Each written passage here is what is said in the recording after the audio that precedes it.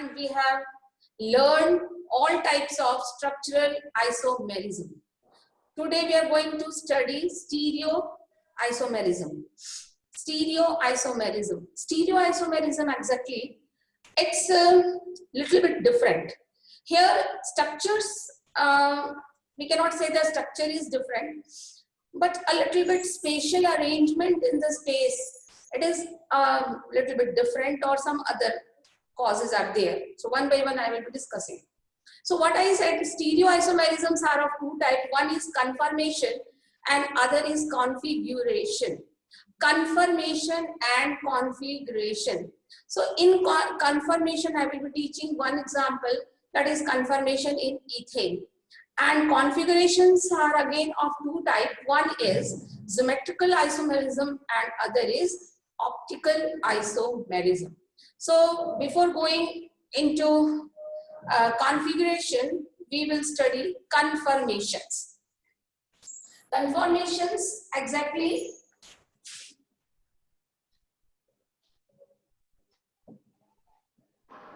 now, it's a actually spatial arrangement of atoms in the space.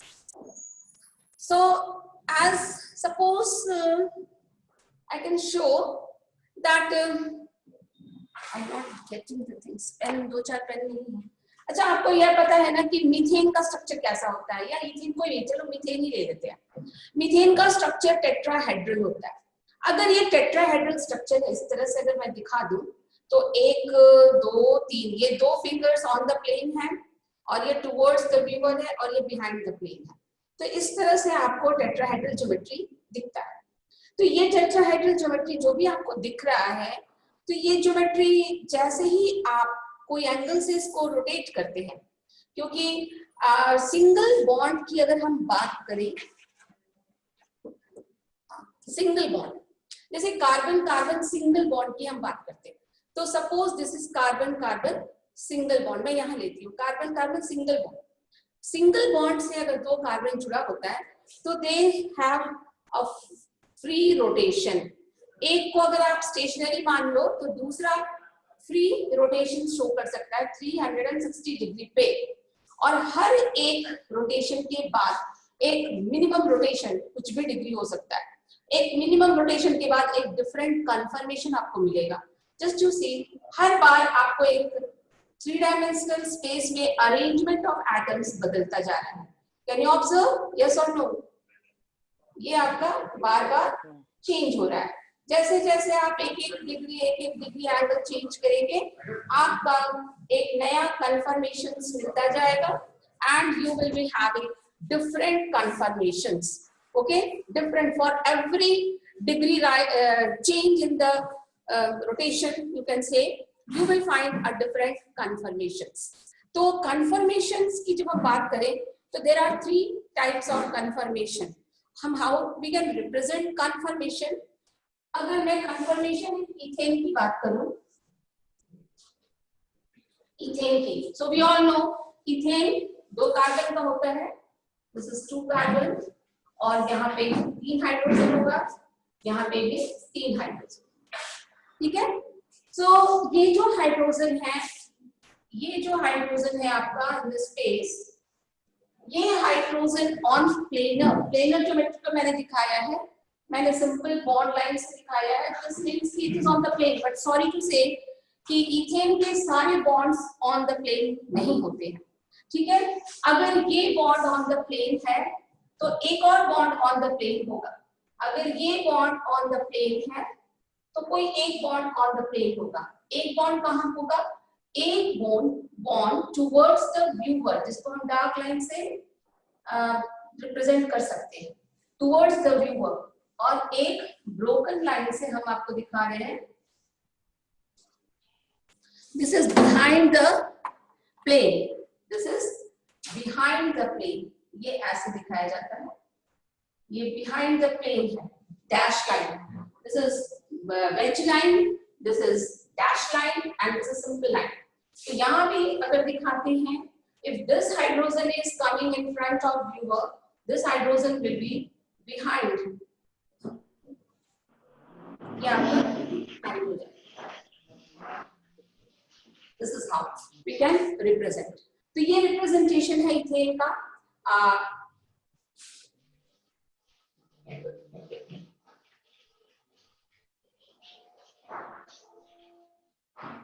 So one hydrogen of each carbon is coming in front of the plane, in front of the viewer.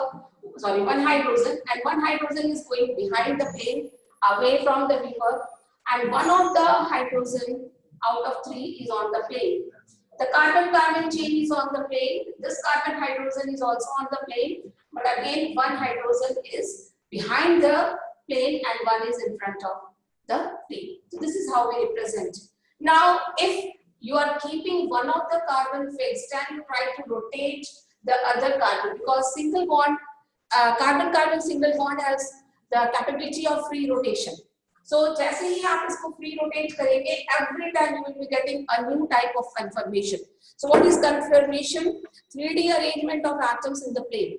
आपका ना तो molecular formula इसमें different होता है, ना ही structural formula different होता है, ठीक है? ना molecular formula में कोई change आएगा, ना structural formula में कोई change आएगा. Then what is the change? Why we are calling them conformations? ये change because of the free rotation of carbon single bond. जैसे ही आपने free rotation किया, space पे 3 dimension arrangement of atoms get different. Okay? तो यहाँ पे मैं एक representation आपको दिखा रही हूँ. Suppose I consider 2 carbon ethane का है and one of the carbon, the front carbon जो आपको दिख रहा है, ये मैं सर्कल से रिप्रेजेंट कर रही हूँ. तो एक अगला कार्बन कहाँ होगा? अगर मैं 2 डस्टर लेती हूँ आपके सामने, तो एक डस्टर मैं आपके सामने रखती हूँ तो वो आपको दिखेगा, और दूसरा डस्टर मैं बिहाइंड रखती हूँ. तो जो बिहाइंड फ्रंट कार्बन है, ये बिहाइंड जो कार्बन है, that will not be visible to the viewer. आपको पता चल रहा है ना कि ये विजिबल नहीं है. तो ये विजिबल नहीं है, बट दैट डजंट मीन कि कार्बन नहीं है. अगर इथेन है देन देयर आर 2 कार्बन्स. तो एक कार्बन ये फ्रंट वाला है जो आपको दिख रहा है, और एक कार्बन ठीक इसके पीछे है जो आपको नहीं दिख रहा है. फ्रंट वाला carbon is bonded to 3 hydrogen. ये आपको मैं दिखा रही हूँ, ठीक है? The front carbon is bonded to 3 hydrogen. Just now I have showed कि इथेन में एक कार्बन के साथ 3 हाइड्रोजन रहते हैं, और the carbon which is behind, जो पीछे है, that will also be having 3 hydrogen. तो वो मैं उसके बॉन्ड को मैं डॉटेड लाइन से दिखा रही हूँ, ठीक है? डॉटेड लाइन, और उसके हाइड्रोजन को H डैश से दिखाती हूँ. यहाँ भी मैं डॉटेड लाइन से दिखाती हूँ और हाइड्रोजन को H डैश से दिखाती हूँ. This is dotted line and hydrogen H dash. So I think now 2, 2 and 2, 6 carbons, 6 hydrogens are visible. Carbon एक ही विजिबल है, एक जस्ट इसके पीछे एक्लिप्स्ड हो गया है, ठीक है? छुप गया है. तो ये एक रिप्रेजेंटेशन है इथेन का. Now try to rotate one carbon with respect to other, ठीक है? जैसे ही आप एक कार्बन को दूसरे के रिस्पेक्ट पे रोटेट करेंगे, हर एक रोटेशन एक नया कन्फर्मेशन देगा, हर एक rotation. So how many rotations are possible? Tell me, how many rotations are possible? 360 degree पे आपको घुमाना है, तो कितने कन्फर्मेशंस, कितने रोटेशंस पॉसिबल है? एनीबॉडी? 360. Sorry ma'am, 360. 360 क्यों? क्या हर बार आप 1 डिग्री ही करेंगे, हाफ डिग्री नहीं कर सकते हैं? क्या हर बार आप हाफ डिग्री करेंगे और उससे कम नहीं कर सकते? इनफाइनाइट हो जाएगा. इनफाइनाइट हो जाएगा. Very good. तो यहाँ पे you will get infinite number of confirmations, ठीक है? Infinite number of confirmations.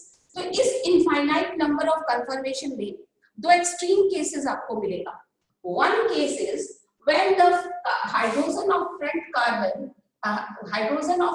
carbon is getting eclipsed by the behind, or you can say the behind hydrogen is getting eclipsed by the front.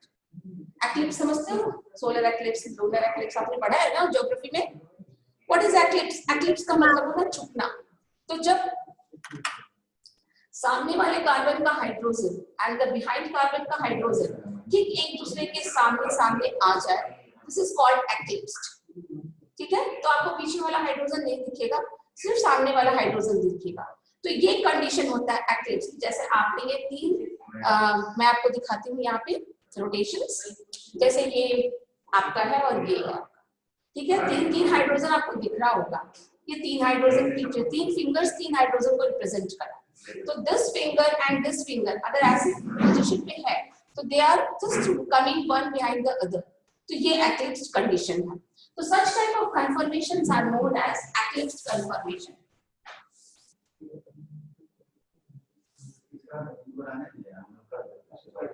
Eclipsed conformation. Now this is one extreme case, and what is the other extreme case? The other extreme case we will be getting कि आपका ये front carbon है और एक behind carbon है।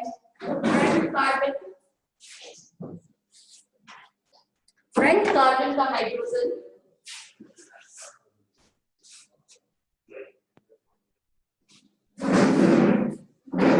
ये front carbon का hydrogen है, ये हमें दिख रहा है। ओके, अब जो पीछे वाले कार्बन का हाइड्रोजन है वो इन दोनों के ठीक सेंटर पे लोकेट हो रहा है, यहाँ पे लोकेट हो रहा है।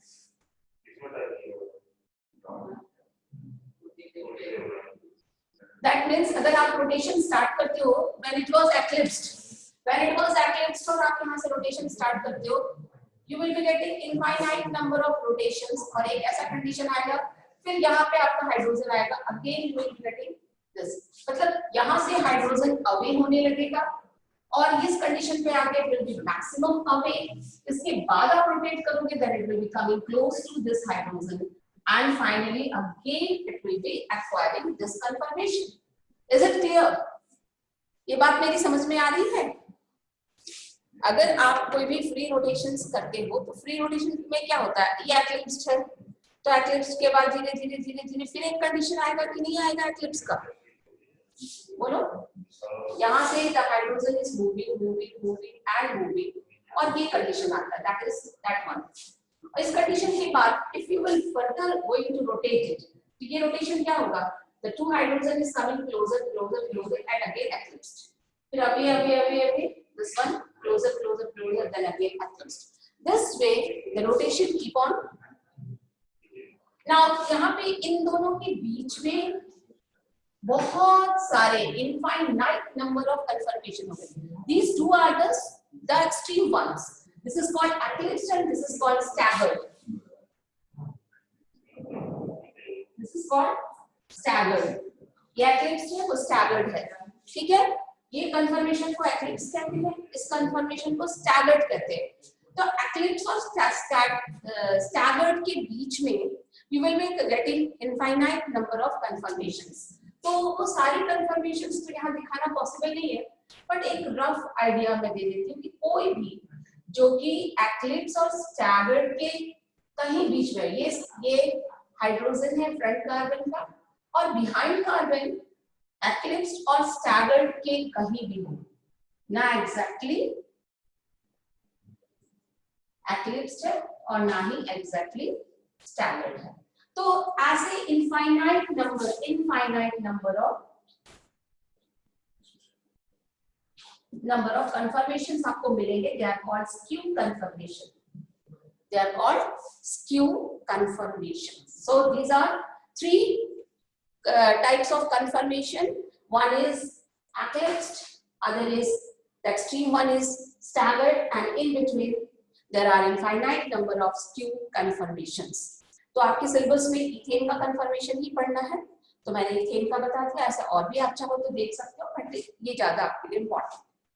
तो ये जो कंफर्मेशंस मैंने आपको बताया, if I ask one question कि which of the three will be more stable, Can you give me the answer?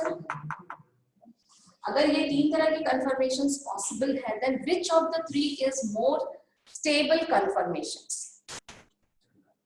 Which one is more stable? Stable वो होगा बेटा जहां पे repulsion कम होगा, minimum repulsion. और repulsion minimum कब होता है? When the atoms are far away. In what condition atoms are far away? Maximum far away. That is staggered. Can you see? Staggered. यहाँ पे the two hydrogens are in front of one another. They are in very close condition. तो यहाँ repulsion होगा दोनों hydrogen में. पर जैसे जैसे हाइड्रोजन मूव करता जाएगा, repulsion कम होता चला जाएगा. And this is the extreme case. ये maximum away है. The two hydrogens are maximum away from one another in case of staggered. और staggered के बाद फिर क्यों पे आएगा? तो distance हाइड्रोजन का कम होने लगेगा. So maximum distance between the two hydrogen of two different atoms in ethane are in case of staggered. So staggered conformation is more stable, most stable, you can say most stable conformation. So that's all about conformation. Any doubt you can ask question so that I can, or I will just shift to the next topic. Children, reply quickly. Clear, ma'am. It's okay? Yes, Is it okay? Loudly. Yes, ma'am. No reply. That's very bad. Yes, ma'am. Yes, ma'am. Very good.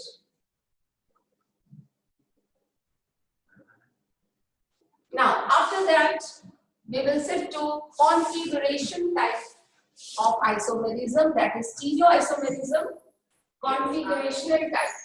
In that, we have two types. One is geometrical isomerism and other is optical isomerism.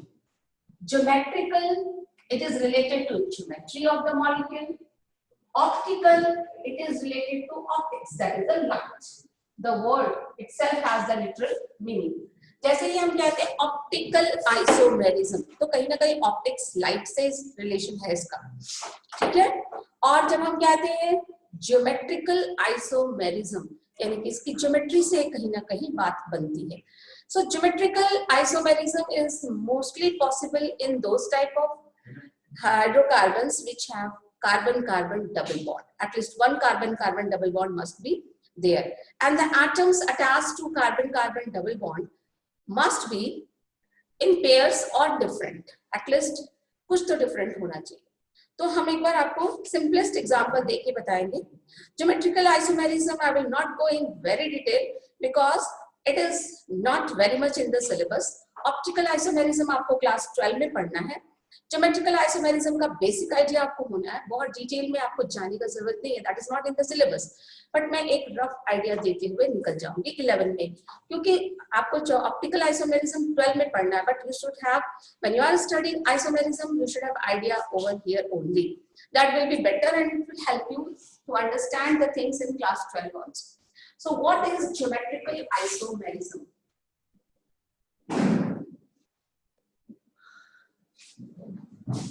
Geometrical isomerism. So here the requirement is there must be one carbon-carbon double bond and the other two bonds of carbon must be attached to different atoms. Suppose here we are having hydrogen and one chlorine, and here we are having hydrogen and one chlorine. Suppose this type of condition is there. Okay. Now children, one thing, अगर आपके पास दो wheels है, गाड़ी के दो wheels है और दोनों व्हील्स को एक एक्सल से जोड़ दिया जाए, दो व्हील्स है एंड बोथ द व्हील्स उनको आप एक एक्सल से जोड़ दीजिए सिंगल एक्सल से, तो ये व्हील जो है फ्री रोटेशन देंगे. यस और नो? बताइए. दो गोल कार्डबोर्ड काट लीजिए, एक पेंसिल लगा लीजिए और रोटेट करके आप देखिए फ्री रोटेशन होगा. Now you do one thing more, दो हार्डबोर्ड काट लीजिए सर्कुलर और दोनों के बीच में दो पेंसिल लगा दीजिए एट अ डिस्टेंस, दो पेंसिल आप लगा दीजिए. Now you try to rotate the wheels. वो हार्ड कार्डबोर्ड जो है सर्कुलर कार्डबोर्ड, अब आप उसको रोटेट करने की कोशिश करिए. आप बताइए क्या रोटेशन पॉसिबल है? यस और नो? No, ma'am. नो. तो जैसे ही डबल बॉन्ड कार्बन कार्बन के बीच में आ जाएगा, the free rotation is not possible. That means the molecule is going to acquire a fixed geometry. जो भी होगा इसका एक fixed geometry होगा. ये geometry change नहीं होगा क्योंकि free rotation is not possible. तो जब free rotation possible नहीं है, then तो एक geometry आपको मैं यहाँ दिखा रही हूँ. एक ज्योमेट्री ये हो सकता है 1,2 डाइक्लोरो, एग्जांपल है 1,2 डाइक्लोरो इथेन, ठीक है, एग्जांपल मैंने दिया 1,2 डाइक्लोरो इथेन। तो 1,2 डाइक्लोरो इथेन का कोई और ज्योमेट्री पॉसिबल हो सकता है आपकी नजर में? आपको लगता है कि कुछ और भी अरेंजमेंट हो सकता है?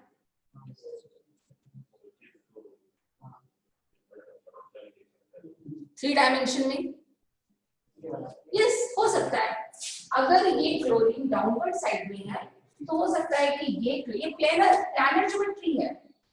This is your planar geometry. Children एक बात ध्यान रखना, ये कार्बन sp2 हाइब्रिडाइज्ड है।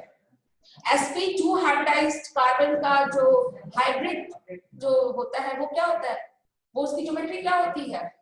120 डिग्री पर ये बॉन्ड एंगल्स होते हैं, पढ़ा है ना बॉन्डिंग चैप्टर में। And all the bonds are planar, एक ही प्लेन पर होता है ये तीनों के तीनों बॉन्ड एक ही प्लेन पर होते हैं, ठीक है। तो ये तीनों बॉन्ड एक ही प्लेन पर है और ये पाई बॉन्ड है। पाई बॉन्ड कैसे होता है याद करो, मैंने आपको बताया था परपेंडिकुलर टू द प्लेन, यानी कि अगर मैं परपेंडिकुलर टू द प्लेन दिखाती हूँ तो वन बॉन्ड इज ऐसे होगा और एक बिहाइंड होगा, ये पाई बॉन्ड है। One is coming in front, ये अगर प्लानर ज्योमेट्री आपकी आती है तो वन इज इन फ्रंट, ऐसे ओवरलैपिंग होगी और इसका दूसरा लॉग ओवरलैप करेगा बिहाइंड द प्लेन, ये डबल बॉन्ड हुआ। बट दो मेन जो आपका सिग्मा बॉन्ड्स जो हैं, all sigma bonds are planar on the plane, ठीक है। तो ये आपका इथीन 1,2 डाइक्लोरो हो या जो भी इथीन हो, that is your planar geometry, ठीक है। तो ये डबल बॉन्ड जहां पर होगा वो प्लानर ज्योमेट्री ऑक्युपाइड कर ही लेगा, तो ये प्लानर ज्योमेट्री है। तो जब ये मॉलिक्यूल बन रहा था तो ऐसे भी हो सकता है कि एक क्लोरीन डबल बॉन्ड के डायगोनली इधर हो और दूसरा क्लोरीन डबल बॉन्ड के डायगोनली उधर हो। एक और कंडीशन भी हो सकता है कि दोनों हाइड्रोजन डबल बॉन्ड के एक तरफ आ जाए और दोनों क्लोरीन डबल बॉन्ड के एक तरफ आ जाए। So these are the two structures, two geometry possible. मैं थोड़ा दूर दिखा देती हूँ, क्लियर रहेगा।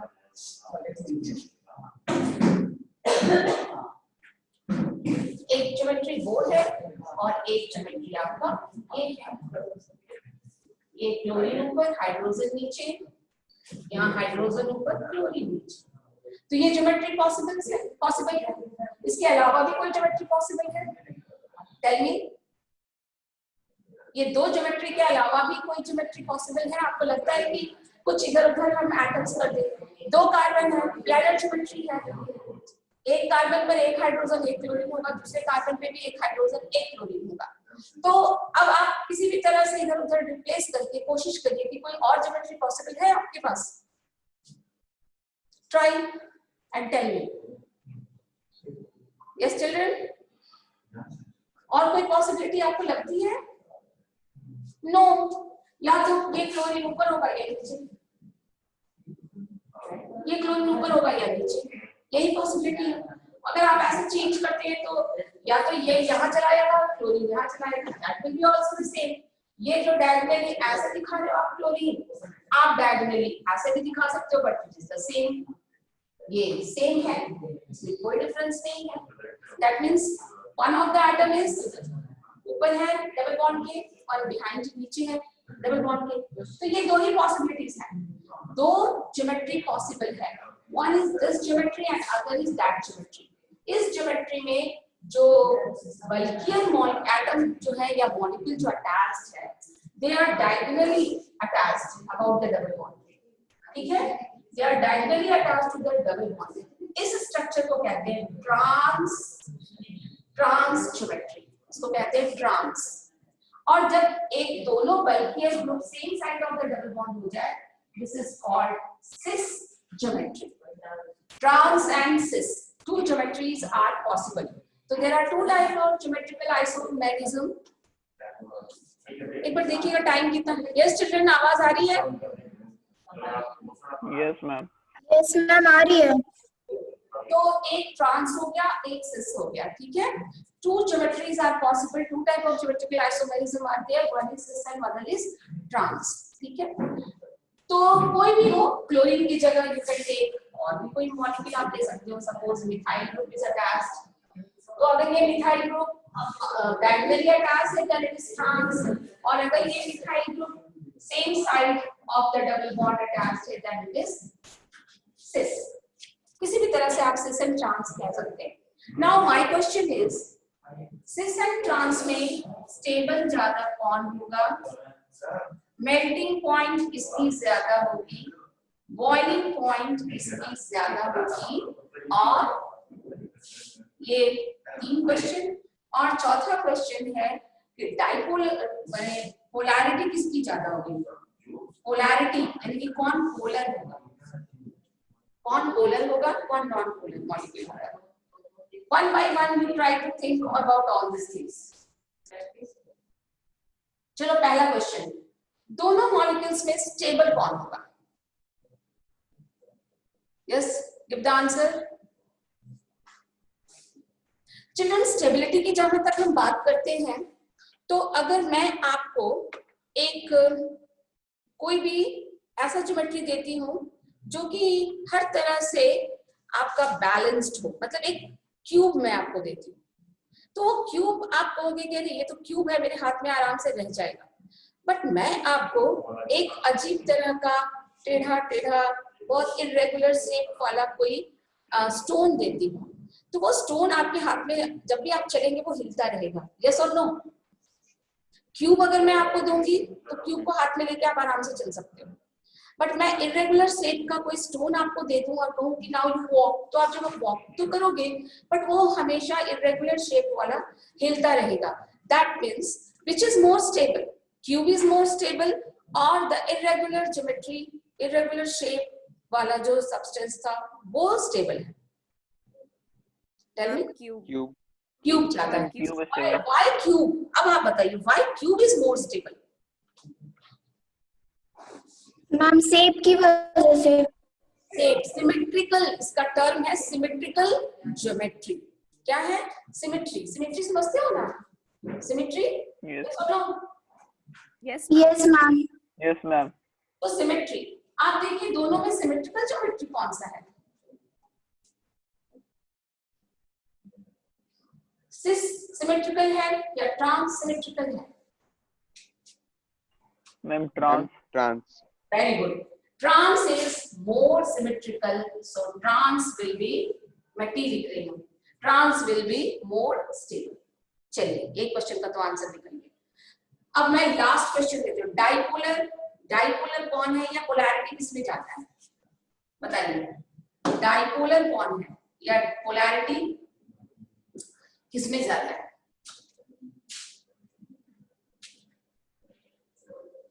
पोलैरिटी. चलो अगर मिथाइल ग्रुप से आपको नहीं क्लियर हो रहा है तो मैं वापस क्लोरीन दे देती हूँ, शायद इलेक्ट्रोनेगेटिविटी देख करके आपको समझ में आ जाए.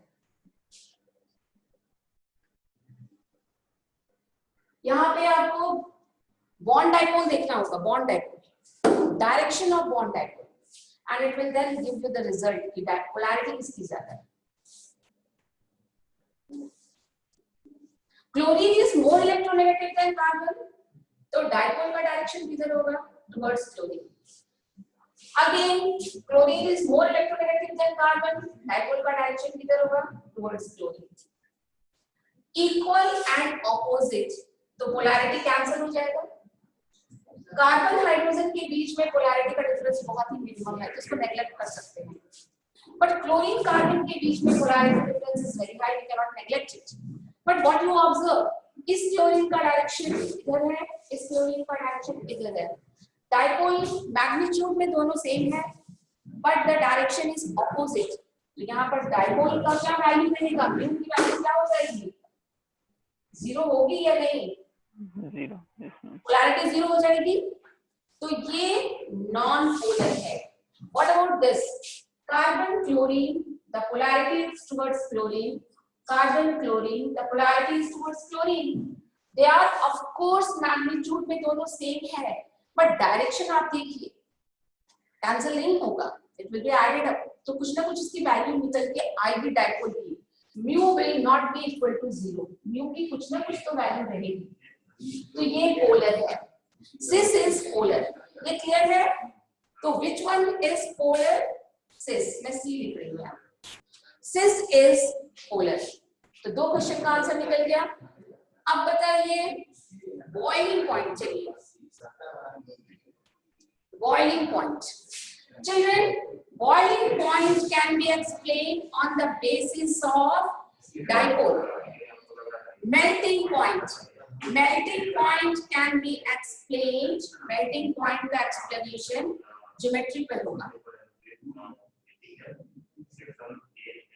चलिए मैंने hints दे दिया आपको। Hello, are you getting the? Are you listening? Time is over. Yes, ma'am. Yes तो आप बताइए boiling point. Naturally children boiling point के लिए आपको क्या देखना है? Boiling point can be explain कि डाइपोल डाइपोल अगर इंटरेक्शन ज्यादा है, जिसमें dipole dipole force of attraction ज्यादा होगा, अगर कोई डाइपोलर मॉलिक्यूल है तो उसमें डाइपोल डाइपोल इंटरेक्शन होगा। अगर डाइपोल डाइपोल इंटरेक्शन होगा तो बॉइलिंग पॉइंट उसकी इंक्रीज कर जाएगी। तो ये है आपका पोलर, इसमें डाइपोल डाइपोल इंटरेक्शन होगा। अगर डाइपोल डाइपोल इंटरेक्शन होगा तो इसकी बॉइलिंग पॉइंट इंक्रीज कर जाएगी। ये नॉन पोलर है। नॉन पोलर में सिर्फ वैन डर वाल्स फोर्सेस होता है। We are talking of this compound, इसमें वैन डर वाल्स फोर्स की कोई बात नहीं है, कांस्टेंट है, जो होगा सो होगा। तो यहाँ पे डाइपोल इंटरेक्शन नहीं है, सिर्फ वैन डर वाल। वहां पे डाइपोल इंटरेक्शन भी है, वैन डर वाल की एक चीज एक्स्ट्रा है डाइपोल इंटरेक्शन, तो उसकी बॉइलिंग पॉइंट ज्यादा होगी, इसकी सिस की बॉइलिंग पॉइंट ज्यादा है। नाउ मेल्टिंग पॉइंट, मैंने कहा मेल्टिंग पॉइंट ज्योमेट्री पर डिपेंड करती है। चिल्ड्रन अगर मैं आपसे कहूं कि मेरे पास छोटे छोटे आप कह सकते हैं पेबल्स या आपके जो मोती होते बीड्स होते हैं, छोटे छोटे बीड्स हैं, मैं आपको कहती हूँ फेविकॉल लगा करके इन बीड्स को एक लड्डू की शेप में डालो, ठीक है। अब मैं आपको पॉपकॉर्न देती हूँ और मैं कहती हूँ पॉपकॉर्न में भी थोड़ा थोड़ा फेविकॉल लगा के एक लड्डू बना दो। अब मुझे बताओ कि दोनों जो लड्डू आपने बनाया है कौन ज्यादा कॉम्पैक्ट ज्योमेट्री वाला होगा? बीट्स वाला। वेरी गुड, बीड्स वाला। व्हाई? क्योंकि वो छोटे छोटे थे तो इंटर मॉलिक्यूलर स्पेस भी बहुत कम था, कॉम्पैक्ट ज्योमेट्री बहुत ज्यादा होगी। अब आपको अगर तोड़ने की जरूरत पड़ेगी तो कौन आसानी से टूट जाएगा? पॉपकॉर्न वाला लड्डू या छोटे छोटे बीड्स? पॉपकॉर्न वाला। तो जो बड़े बड़े होते हैं और इरेगुलर शेप के होते हैं उनका कॉम्पैक्ट ज्योमेट्री नहीं होता है। जो छोटे छोटे होते हैं रेगुलर शेप के होते हैं, जैसे मैं साइज भी सेम कर दूं बट मैं क्यूबिकल शेप दे दूं और इरेगुलर शेप दे दूं, आप बताइए क्यूब्स कॉम्पैक्ट ज्योमेट्री देगा या इरेगुलर शेप? क्यूब्स। मैं 10 क्यूब दूं और 10 इरेगुलर स्टोन्स दे दूं और कहूं कि मैं आपको कहूं कि इसको डब्बे में बंद कर दो, उसके बाद डब्बे को ऐसे हिलाओ, जिसमें ज्यादा आवाज आएगी? स्टोन। मैम ये रेगुलर में। रेगुलर वाले में, यस, इरेगुलर वाले में ज्यादा आवाज आएगी क्योंकि वो कॉम्पैक्ट ज्योमेट्री नहीं है। तो मेल्टिंग पॉइंट क्या होगा?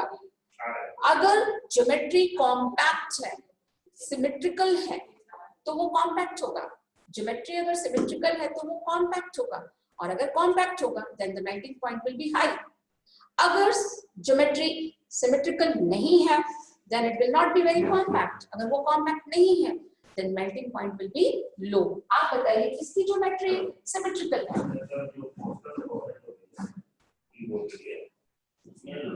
दोनों में से। हेलो, आवाज आ रही है? Yes ma'am.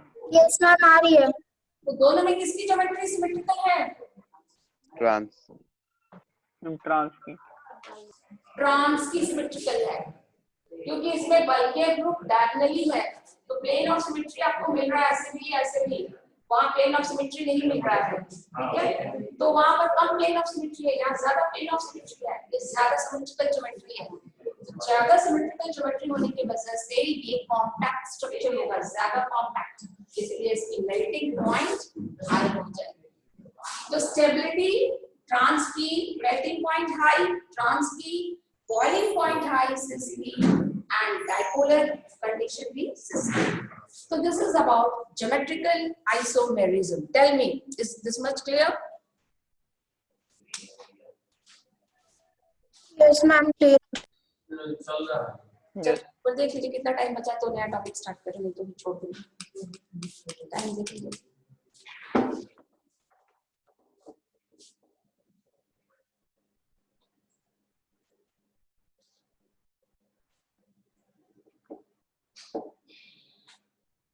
ऑप्टिकल आइसोमेरिज्म, इसके बाद मुझे पढ़ाना टाइम तो हो गया 47 हो गया। लेट से शुरू हुआ 3 मिनट और चलिए, तो 3 मिनट में मैं एक नया टॉपिक तो स्टार्ट नहीं कर सकती हूँ। Now tomorrow I will just deal with the optical isomerism. तो मेरे ख्याल से जो आज मैंने पढ़ाया conformations and geometrical isomerism, is this very clear? If you have any doubt anywhere, you can ask me the question.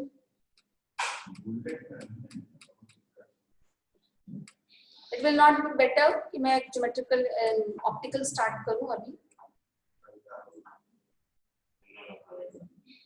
ठीक है?